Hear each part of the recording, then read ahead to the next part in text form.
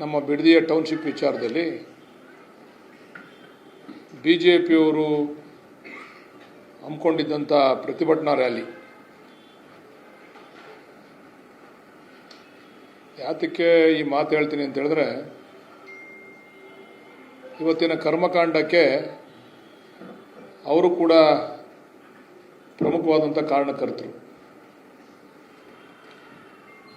ಪಾಪ ಅನೇಕ ಮುಖಂಡರುಗಳು ಭಾಳ ವೀರವೇಷದ ಭಾಷಣವನ್ನು ಮಾಡಿದ್ದಾರೆ. ಅವರೇನೋ ಪಾದಯಾತ್ರೆ ಮಾಡ್ತೀವಿ ಅಂತಕ್ಕಂಥ ಮಾತನ್ನು ಕೂಡ ಹೇಳಿದ್ದಾರೆ. ಪಾದಯಾತ್ರೆ ಮಾಡ್ತಕ್ಕಂಥದ್ದಲ್ಲ, ಅವ್ರು ಮಾಡ್ತಕ್ಕಂಥದ್ದು ಪ್ರಾಯಶ್ಚಿತ ಯಾತ್ರೆ.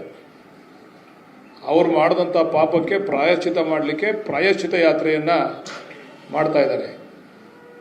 ಅವರ ಪಾಪದ ಕೂಸು ಯಾವ ರೀತಿ ಇದೆ ಅಂತಕ್ಕಂಥದ್ದನ್ನು ನಾನು ವಿವರವಾಗಿ ತಿಳಿಸ್ತೀನಿ. ಸನ್ಮಾನ್ಯ ಜನತಾದಳದ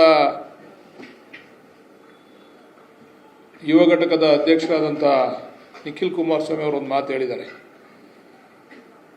ಹೌದು, ನೀವೆಲ್ಲ ನಮ್ಮ ಪಾಪದ ಕೂಸು ಅಂತ ಹೇಳ್ತೀರಾ, ಆ ಪಾಪದ ಕೂಸನ್ನ ನೀವೇ ಕೂತ್ಕೊಂಡು ಓಡಾಡ್ತೀರಾ ಅಂತಕ್ಕಂಥ ಮಾತನ್ನು ಹೇಳಿದ್ದಾರೆ.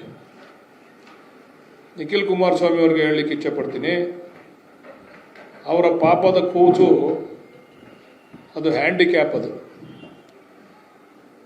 ಅದನ್ನು ಮಾಡ್ತಕ್ಕಂಥ ಸಂದರ್ಭದಲ್ಲೇ ಕೈಕಾಲೆಲ್ಲ ತಿರುಚಿಬಿಟ್ಟವ್ರೆ ಕುಮಾರಸ್ವಾಮಿ ಅವರು.